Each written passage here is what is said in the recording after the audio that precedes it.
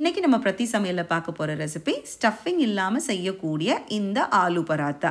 ஆலுனா உருளைக்கிழங்கு வச்சு செய்யற இந்த சாஃப்டான சப்பாத்தி தான் இன்னைக்கு நம்ம பார்க்க போறோம். ஏற்கனவே என்னுடைய சேனல்ல ஸ்டஃபிங் வச்சு செய்யக்கூடிய ஆலு பராத்தா ரெசிபியும் இருக்கு.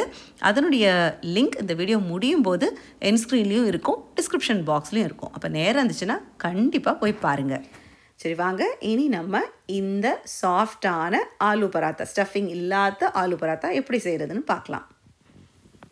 இதுக்கு நான் ஒரு 2 உருளைக்கிழங்கை நல்லா வேக வச்சு எடுத்துக்க போகிறேன். இன்றைக்கி நான் ப்ரெஷர் குக்கரில் தான் வேக வச்சுருக்கேன். வேக வச்ச உருளைக்கிழங்கு தோலை நீக்கிட்டு இந்த மாதிரி ஒரு ஃபோர்க்கால் மசித்து தனியாக எடுத்து வச்சுக்கோங்க.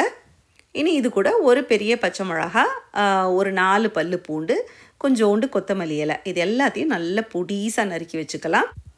இனி ஒரு கடாய் எடுத்துக்கோங்க. இந்த கடாயில் 2 டேபிள் ஸ்பூன் பட்டர் எடுத்துக்கோங்க. பட்டர் தான் எடுக்கணும்னு இல்லை, எண்ணெய் கூட நீங்கள் எடுத்துக்கலாம். நான் பட்டர் எடுத்தால் அதோட மனம் கொஞ்சம் கூடுதலாக இருக்குது. இந்த பட்டர் உருகுனதும் அந்த பட்டர் கூட நம்ம பொடிசாக நறுக்கி வச்ச பூண்டை சேர்த்து நல்லா வதக்கிக்கோங்க. கரிஞ்சிடக்கூடாது, ஃப்ளேமை கொஞ்சம் மிதமாக வச்சுக்கோங்க. பூண்டோடைய பச்சை மணம் லைட்டாக மாறினதும் நம்ம வெட்டி வச்ச அந்த பச்சை மிளகா துண்டுகளை இது கூட சேர்த்துக்கலாம்.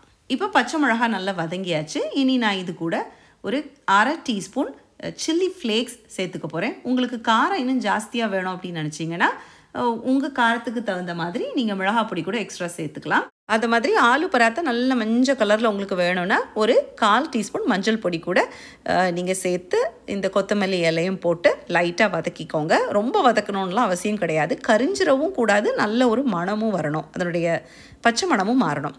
இனி இது போதும், இவ்வளவு வதங்கினது போதும். இனி ஸ்டவ்வை ஆஃப் பண்ணி இதை தனியாக ஆற வச்சுடுங்க. இனி நம்ம ஆலு பராத்தாக்கு மாவு பிணைய வேண்டியதுதான். இதுக்கு நான் ஏற்கனவே நம்ம வேக வச்சு மசிச்சு வச்ச இந்த உருளைக்கிழங்குலேருந்து கரெக்டாக 2 கப்பு உருளைக்கிழங்கு நான் எடுக்க போகிறேன். அந்த 2 கப்பு உருளைக்கிழங்கு கூட நம்ம வதக்கி வச்ச அந்த பூண்டு பச்சை மிளகாய் மிக்ஸ் அதையும் ஒன்றா போட்டு நல்லா மிக்ஸ் பண்ணுங்கள். அந்த கட்டிகள் எதுவும் இல்லாமல் நல்ல கையால் நல்லா பிணைங்க. நான் இந்த பூண்டு பச்சை மிளகா வதக்கும் போது மஞ்சள் பொடி போட மறந்ததுனால நான் இப்போ இதில் ஒரு 1/4 டீஸ்பூன் மஞ்சள் பொடி சேர்த்துக்கிறேன். இந்த மாதிரி எந்த கட்டிகளும் இல்லாத அளவுக்கு நல்லா மசிச்சு தனியாக எடுத்து வச்சுக்கோங்க. இப்போ நமக்கு உருளைக்கிழங்கு ரெடி. இனி இது கூட நான் 1 கப்பு கோதுமை மாவு சேர்த்துக்க போகிறேன். ஒரேடியாக தட்டிட வேண்டாம், ஒரு பாதி கப்பு மாவு போட்டு இந்த உருளைக்கிழங்கும் மாவும் நல்லா ஒன்றா மிக்ஸ் பண்ணுங்கள். ஒரு 1/2 டீஸ்பூன் உப்பு போட்டுக்கோங்க. போட்டு நல்லா தண்ணி எதுவும் சேர்த்துக்க வேண்டாம், நல்லா மிக்ஸ் பண்ணுங்கள். இப்போ மிச்சம் இருக்க மாவையும் ஒன்றா தட்டி நல்லா மிக்ஸ் பண்ணிக்கோங்க. தண்ணி எதுவுமே சேர்த்துக்க வேண்டாம், அது கரெக்டாக இருக்கும். அந்த 2 கப்பு உருளைக்கிழங்குக்கு 1 கப்பு மாவுன்றது கரெக்டாக இருக்கும். இந்த மாதிரி கையில் ஒட்டாத பக்குவத்துக்கு நீங்கள் நல்லா இதை உருட்டி வச்சுக்கோங்க. இனி இது மேலே லைட்டாக கொஞ்சம் எண்ணெய் தடவி ஒரு 10-15 நிமிஷம் அது அப்படியே இருக்கட்டும். அதுக்கப்புறம் நம்ம இதில் சப்பாத்தியாக நம்ம உருட்டலாம். இப்போ ஒரு 20 நிமிஷம் எனக்கு ஆயிடுச்சு. இனி என்ன பண்ண போகிறேன், இதில் ஒரு சின்ன உருண்டை மாவு எடுத்து அதை நம்ம வெடிப்பில்லாத எந்த கிராக்கும் இல்லாத அளவுக்கு நல்ல ஒரு ஸ்மூத் உருண்டையாக்கிக்கோங்க. இப்போ நான் எடுத்துருக்கிற இந்த அளவில் 8 ஆலு பராத்தா மட்டுமே செய்ய முடியும்.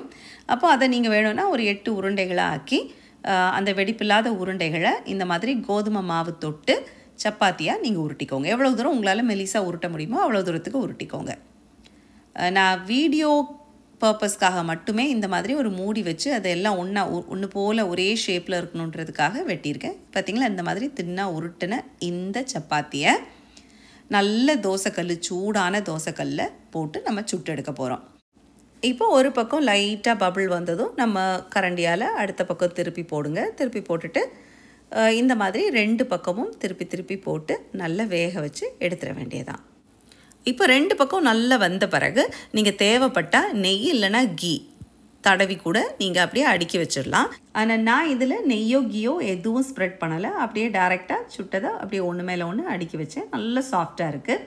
இதை இன்னும் நீங்கள் நல்ல காரசாரமாக ஆக்கணும்னு நினச்சிங்கன்னா இதில் கொஞ்சம் மிளகு பொடி சேர்த்துக்கலாம், ஒரு சின்ன சிட்டிகை கரம் மசாலா சேர்த்துக்கலாம். அதெல்லாம் கொஞ்சம் ஸ்பைஸியாக வேணும்னா உங்கள் டேஸ்ட்டுக்கு நீங்கள் இதை கொஞ்சம் ஸ்பைஸி ஆக்கிக்கலாம். இதுக்கு பெருசாக சைட் டிஷ் வேணும்லாம் அவசியம் இல்லை, எந்த ஊறுகாய் இருந்தாலும் நல்லாயிருக்கும். இல்லை லஸ்ஸி, எனக்கு இந்த ஸ்வீட் லஸ்ஸி கூட தொட்டு சாப்பிட்றது எனக்கு ரொம்ப விருப்பமாக இருக்கும். ஸ்வீட் லஸ்ஸினா வெறும் தயிர், கொஞ்சம் சீனி, ஒரு சின்ன பிஞ்சு உப்பு இதெல்லாம் போட்டு ஒன்றா மிக்ஸ் பண்ணி இந்த மாதிரி கொஞ்சம் திக்காக வச்சுட்டு அதில் இந்த ஆலு பரோட்டா தொட்டு சாப்பிடும்போது ரொம்ப அருமையாக இருக்கும். அப்போது இந்த ரெசிபியை கண்டிப்பாக எல்லோரும் ட்ரை பண்ணி பாருங்கள். இதுக்கு ஒன்றும் பெரிய விசேஷ பொருட்கள்லாம் தேவையில்லை, வீட்டில் இருக்க பொருட்கள் தான். அப்போ இன்றைக்கே கூட நீங்கள் இந்த ரெசிபியை ட்ரை பண்ணிவிட்டு எப்படி வந்தது, பிடிச்சிருக்கா பிடிக்கலையா அப்படின்றத கீழே காமெண்ட் செக்ஷனில் எங்களுக்கு மறக்காமல் சொல்லுங்கள். இவ்வளவு நேரம் பொறுமையாக பார்த்த உங்கள் எல்லாருக்கும் என்னுடைய மனமார்ந்த நன்றிகள். மீண்டும் உங்களை இன்னொரு வீடியோவில் சந்திக்கிறேன். அதுவரை நன்றி, வணக்கம்.